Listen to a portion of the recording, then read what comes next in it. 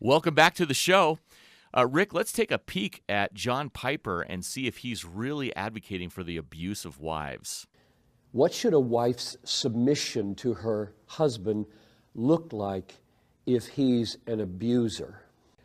Part of that answer is clearly going to depend on what kind of abuse we're dealing with here. How serious this is. Is her life in danger?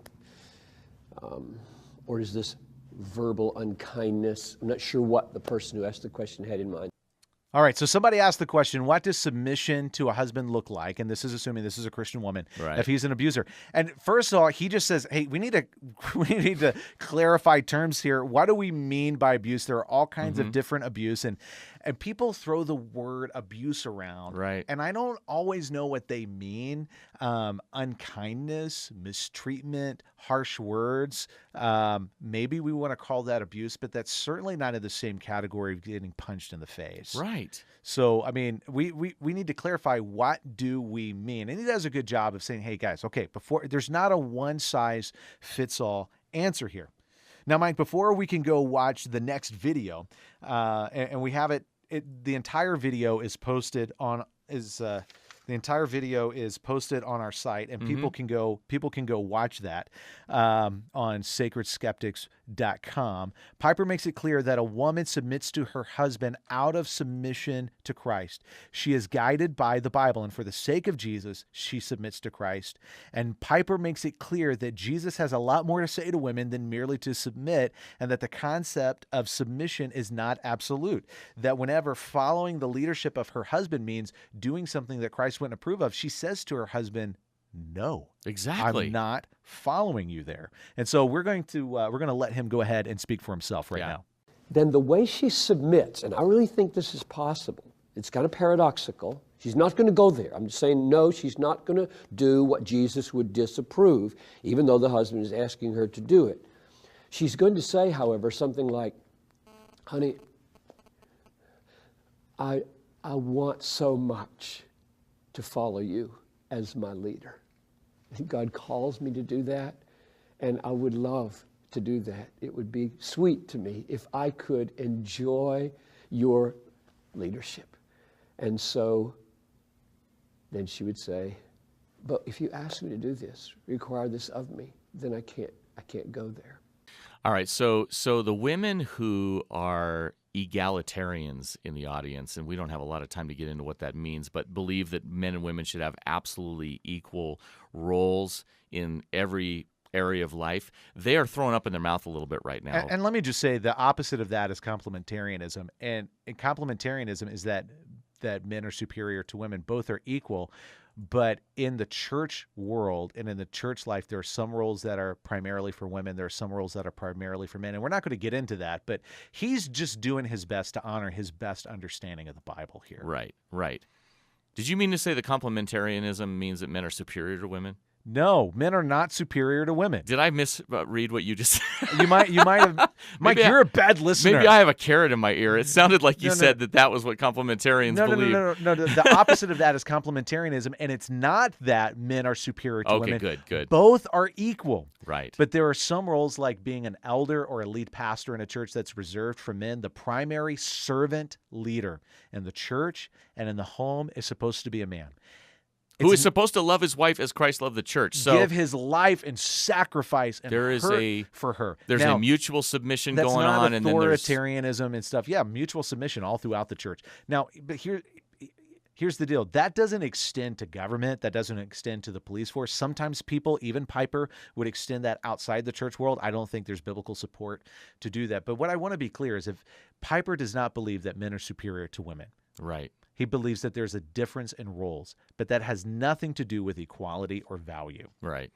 Okay, so what we're getting here is, what we really want to highlight is that whatever you think about his theology, whatever you think about the Bible or Christianity, you cannot be intellectually honest and continue to say that he teaches that a woman should just go along with abuse. He's talking about a woman standing up to her husband and saying, no way, you cannot be intellectually honest. You cannot be a rational, reasonable human being and continue to say that a woman checks her mind and her will at the door. That is not what he is saying. Do some people say that? Probably so. But he's not saying that. Right.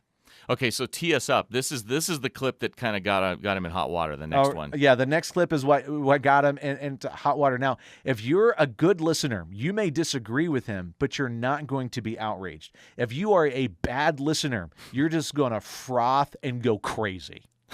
If it's not requiring her to sin, but simply hurting her, then I think she endures verbal abuse for a season, and she endures perhaps being smacked one night, and then she seeks help from the church. I mean, every time I deal with somebody in this, I find the ultimate solution under God in the church.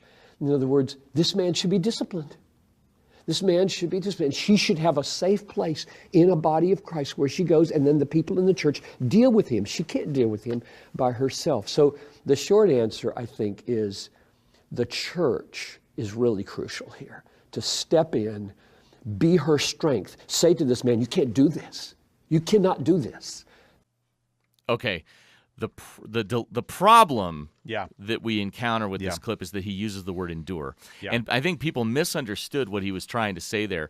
It's one thing to endure generically verbal abuse, that kind of stuff. Did you just make up a new word? Maybe. I don't know. Generically? Generically? I think it's real. Is that real? Yeah. Am I dumb? I don't, you might be stupid. I'm stupid. I'm stupid. So the point is, he did not say stick around even though you know you're going to get hit, No. or stay even though he's going to hit you again. No. It's what he's saying is if you get abused, Yeah. seek out help. Now that clip comes on the heels of the other clip. So a woman stands up to her husband and says, I'm not going to go along with this. And so in the aftermath of that, maybe she has a season of he's talking to her harshly. He's being verbal in his mistreatment of her. And That's what he's talking about, enduring. And she endures that for a season. Now, you Right. got to respond to that with wisdom. He's not saying indefinitely. No. He's not saying that it's okay. He's not giving a pass to that. Clearly, John Piper is indicating that's wrong and that's unacceptable. He's trying to communicate what it means to be long-suffering, whether you're a Yeah. man or a woman. But I can imagine, again, the egalitarians in the audience going, she should have been out the door the minute he started treating her bad. Well, let me ask you a question. Isn't it the case that both parties in a marriage are going to have to endure mistreatment from their spouse? And if they do not endure mistreatment from their spouse, all marriages are going to end in year one. Yeah, and you're not saying mistreatment as in getting smacked around physically. No. You're just I'm talking just saying- about making bad choices in communication. You in said the relationship. something out of anger. You raised your voice. You threw a fork against the wall. You were selfish. You Right. said you were going to help and you didn't, and you watched football instead. Not that I'm talking about my past. Okay, listen. Are you advocating that every time your spouse does something wrong, you are out the door?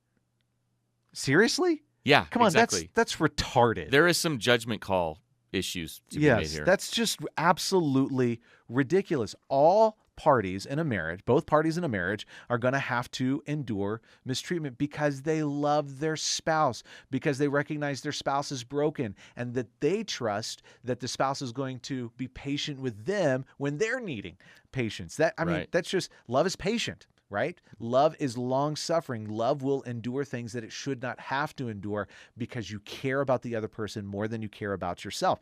Now, that is not saying that abuse or mistreatment is okay. No. He gets in trouble because he says perhaps she endures getting smacked in the face one night. And people are thinking she's enduring that over and over. That's not what he said. Clearly, what he's saying is that happens one time. You get immediate intervention. Yeah, right. Immediate intervention. And Right. maybe you're uncomfortable with the fact that he's appealing to the church instead of calling the cops. So if you think that law enforcement is always the right answer, that you should always get cops involved, I would just ask, why do you think that?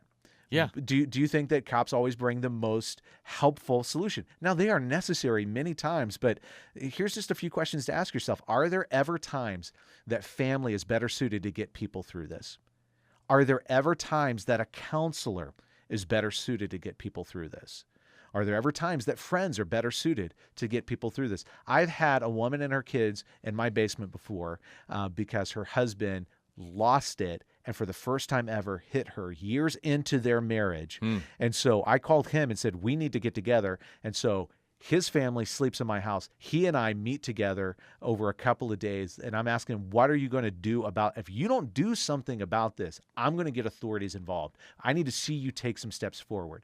Should I have just day one called the cops, or should I have worked with, now they're together and they seem to be happy, and I think they're appreciative that I didn't just call the cops. Right, right. And so are there ever times when a community of faith is better suited to get people through this? Whatever your answer may be, and I'm not sure what your basis would be to scoff at that question, whatever your basis might be to that, whatever your answer is, I don't think you just get to laugh off or shrug off Piper's answer. Exactly. That's what I'm trying to say. And this is something I want people to think about. Unless both parties are willing to endure mistreatment and hurts from their spouse, all marriages are always going to end prematurely. Yeah, I agree with you. I'm grateful for my wife putting up with things that she should not have had to put up with because she wanted what's best for me. Yeah. I mean, if I had to, if every time my wife actually went out and slept on the couch that first year of our marriage, and actually I would go out there and reason with her and try to reason with her and get her to come back to the bed. But if every time that was, we're done. Yeah. You raised your voice at me. You said something that was disrespectful. I guess this marriage isn't going to work. Yeah. It doesn't work that way. It'll never, ever, ever work that way. Hey, listen, I realize this is a topic that touches on a lot of emotions. If you've been pushed around or abused by authoritative, demeaning men, I expect you to be very wary and hesitant to accept what you've heard today. I expect you to doubt me, and I expect you to assume the worst about me. And I just want to say it's not even my goal to get you to change your mind. Really, my goal is to get you to wonder, are some pastors and church leaders different than what I'm currently assuming? My goal is to get you to ask yourself this question: is it possible that there are pieces to this puzzle that I just haven't considered? It's a good question for all of us to ask ourselves. Am I processing the facts, or am I projecting my emotions? And Mike, and I want to be gentle. I want to be compassionate. And I want to be clear. You can disagree with Piper's answer. You can not like Piper's answer, but you don't get to say that he's promoting abuse and claim to be a rational, reasonable, honest person. Great food for thought, Rick. Hey, for you dudes out there, let me say this. For you dudes out there, lead the way in gentleness. Lead the way in modeling sacrificial love. Lead the way in loving others, especially the women and the girls in your life, in the same way that you've been loved by Jesus, who endured great pain on your behalf.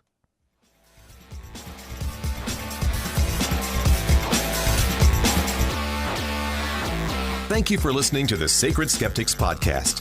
Visit our website, sacredskeptics.com, and interact with us on Twitter, Facebook, and Instagram.